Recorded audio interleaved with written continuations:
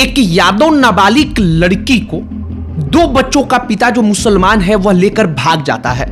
मोहम्मद सितारे नाम के उस व्यक्ति के बारे में गांव के यादव कहते हैं कि वह खुलेआम गांव में हिंदुओं के साथ ऐसा करता रहता है, लेकिन हम यहां अल्पसंख्यक हैं तो कुछ कर नहीं पाते। मोहम्मद सितारे के 8 भाई और बहन हैं जो लड़की सप्लाई, शराब तस्करी में उसका सहयोग करते हैं और यही उसके लिए सबसे बड़ा बल है। यह कहानी हम आपको क्यों सुना रहे हैं? आपके मन में यह सवाल आ सकता है।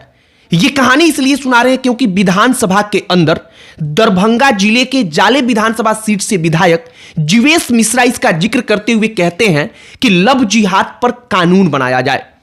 इसके बाद से राष्ट्रीय जनता दल और विपक्ष को लगता है कि यह बीजेपी की अपनी राजनीति का हिस्सा है कि मुसलमानों को बदनाम करो और इसके नाम पर राजनीति करो। लेकिन हमने देखा कि असल तौर पर ग्राउंड की सच्चाई क्या है। दैनिक भास्कर इसके बारे में एक रिपोर्ट प्रकाशित करता है।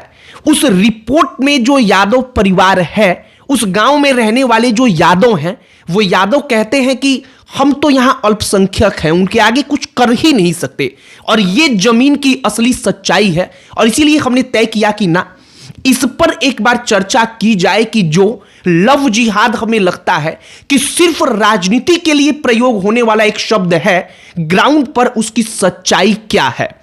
सारी कहानी बताएंगे, लेकिन आगे बातचीत करने से पहले हमारा नमस्कार स्वीकार करिए। हमारा नाम मोहित कुमार सिंह है।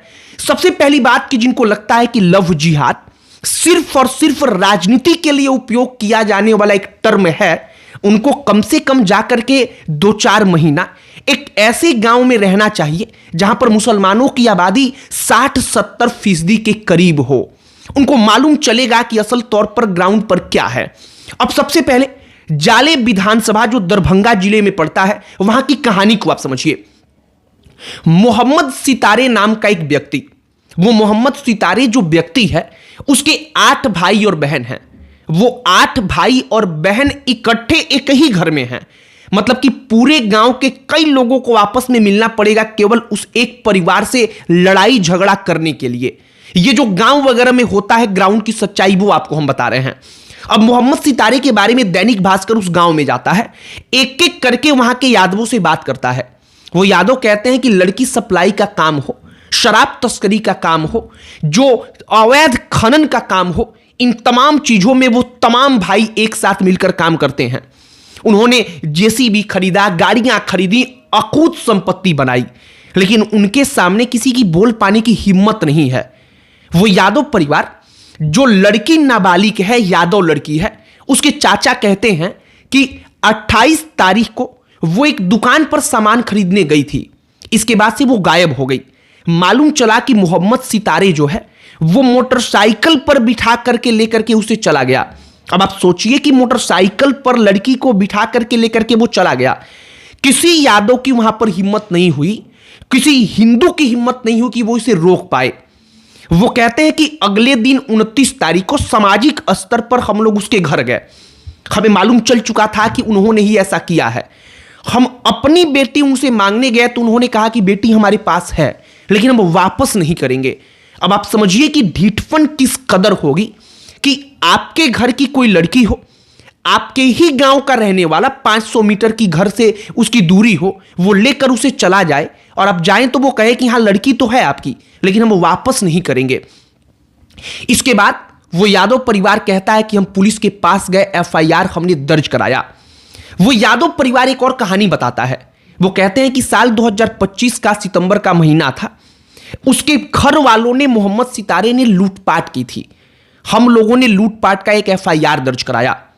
उस FIR के बाद से मोहम्मद सितारे पर कार्रवाई हो गई। पुलिस ने उसे पकड़ा, वो जेल गया और जब वो जेल से छूट करके आया तो उसने कहा कि इसका बदला लूंगा।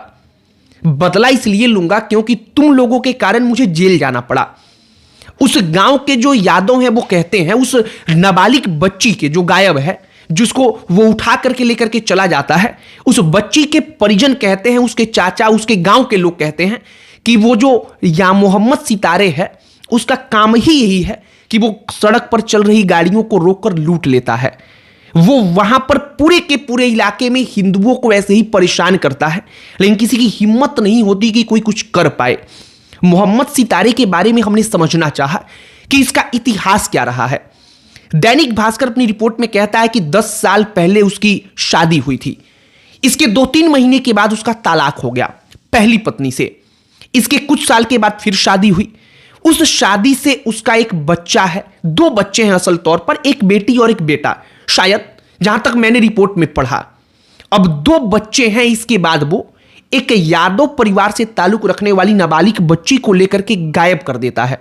उसे लेकर के वहां से चला जाता है और पुलिस कार्रवाई कर रही है। कुर्की जब्ती की कार्रवाई हुई है, लेकिन जो जाले के विधायक जीवेश मिश्रा विधानसभा में कहते हैं कि इसके लिए कानून होना चाहिए, यहीं पर यह कहानी सुन करके लगता है कि हां, वो कानून क्यों जरूरी है, क्यों इस वक्त पर इसकी डिमांड की जा रही है। कहने का मतलब है कि कुर्की जब्ती होगी, कुर्की जब्ती के बाद से जो कानून है, कानून के लिहाज से उसके ऊपर कार्रवाई होगी, लेकिन इन तमाम चीजों के पीछे का जो मोटिव है, जो हिम्मत है कि गांव में हम किसी लड़की को उठा करके लेकर के चले आएंगे, हम कहेंगे कि हाँ हमारे घर पर है, लेकिन हम उसे वापस नहीं करेंगे, जो ये हिम्मत है, इस हिम्मत को तोड़ा जाना बेहद जरूरी है। और जब जब कोई कहता है कि ये लव जिहाद, ये तमाम प्रकार की जो कहानियां हैं वो सिर्फ और सिर्फ पॉलिटिकल कहानी है, राजनीतिक एजेंडे का हिस्सा है, तो शायद उनको एक दफा ऐसे परिवारों के इंटरव्यू को एक बार देखना चाहिए, उनकी सिसकियों को महसूस करना चाहिए कि उनके दिल में क्या बीत रही होगी जिस वक्त पर उनके घर की कोई बच्ची उनकी आंखों के सामने से चली जाए। वो जानते हैं कि उनकी बच्ची उस घर में है, लेकिन फिर भी घर से अपनी बच्ची को वो बाहर नहीं निकाल पाते, तो उस वक्त पर उनके दिलों पर क्या बीत रही होगी। बाकी बिहार में इस वक्त पर लव जिहाद के कानून को लेकर हंगामा मचा है। एक पक्ष कह रहा है कि ये राजनीतिक एजेंडा है, प्रोपेगेंडा है, इसके तहत मुसलमानों को टारगेट करो, बीजेपी की राजनीति चमकती रहेगी। लेकिन दूसरा पक्ष यह है कि अगर आप ग्राउंड पर उतर कर देखेंगे तो सच में आपको लगेगा कि शायद जो तमाम चीजें, जो शोर, जो हल्ला मचा है, वो 100% गलत नहीं है। वो बातें सच हैं, तभी शोर मच रहा है। और कम से कम आरजेडी को इस बात का तो ख्याल रखना चाहिए कि जो उसके अपने कोर वोटर हैं यादव, उसी यादव के साथ यह सब कुछ हो रहा है। और वो यादव परिवार इस बात को कहते हैं, वो यादव उस गांव के कहते हैं कि हम अल्पसंख्यक हैं, यहां पर हम हिंदू कम हैं, इसीलिए हम चाह करके भी कुछ कर नहीं पाते। और सामाजिक तौर पर उनको कुछ लोगों का समर्थन भी गांव में मिलता रहता है। बाकी दरभंगा की ये कहानी, दरभंगा की कहानी हमने आपके सामने रखी है। आपकी इस पर क्या प्रतिक्रिया है, कमेंट बॉक्स में लिखकर बताइएगा। अन्य कोई टॉपिक जिस पर आप चाहते हो कि हम चर्चा करें, उसे भी कमेंट बॉक्स में लिखकर बताइएगा। हमारा पूरा प्रयास होगा कि हम उस टॉपिक पर भी वीडियो बनाएं, उस पर भी चर्चा करें।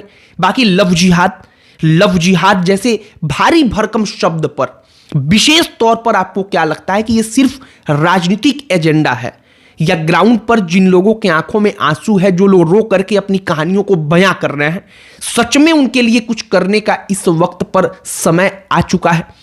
आपकी प्रतिक्रिया का इंतजार रहेगा। अंत में हमारा परिचय, हमारा नाम मोहित कुमार सिंह है। बहुत बहुत धन्यवाद।